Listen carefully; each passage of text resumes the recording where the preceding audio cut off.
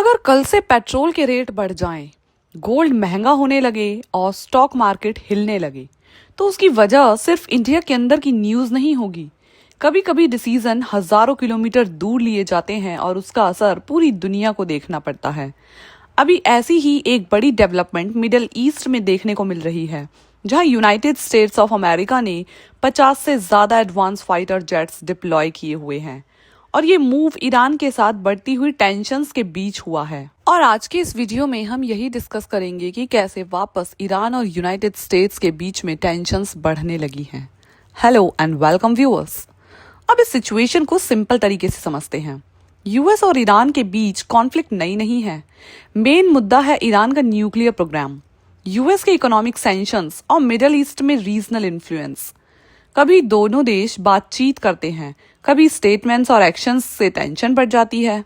इस वक्त इंटरेस्टिंग बात यह है कि न्यूक्लियर टॉक्स चल रही हैं, लेकिन साथ ही साथ यूएस ने अपनी मिलिट्री प्रेजेंस विजिबली इंक्रीज कर दी है।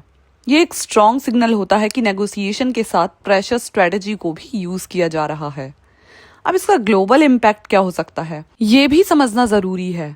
मिडिल ईस्ट दुनिया के मेजर ऑयल सप्लायर रीजन्स हैं। अगर यहाँ इनस्टेबिलिटी बढ़ती है तो सबसे पहले क्रूड ऑयल के प्राइस रिएक्ट करते हैं।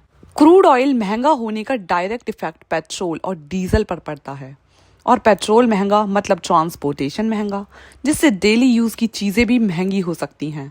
यानी ग्लोबल टेंशन्स का डायरेक्ट लिंक महंगाई से जुड़ जाता है। एक और स्ट्रेटेजिक पॉइंट है स्ट्रेट ऑफ हॉर्मुज, जो एक इम्पॉर्टेंट सी रूट है जहां से दुनिया का बहुत सारा ऑयल पास होता है। अगर यहाँ कोई डिसरप्शन होता है तो ग्लोबल ट्रेड डिसरप्ट होता है। यानी कि इसी की वजह से यूरोप, एशिया और बाकी बड़े देशों की सिचुएशन पर भी नजर बनाए हुए हैं। फाइनेंशियल मार्केट भी इसी टाइम पर सेंसिटिव हो जाती हैं। जियोपॉलिटिकल टेंशन बढ़ने पर इन्वेस्टर्स सेफ एसेट जैसे कि गोल्ड की तरफ मूव करते हैं और स्टॉक मार्केट में वॉलेटिलिटी देखने को मिल सकती है।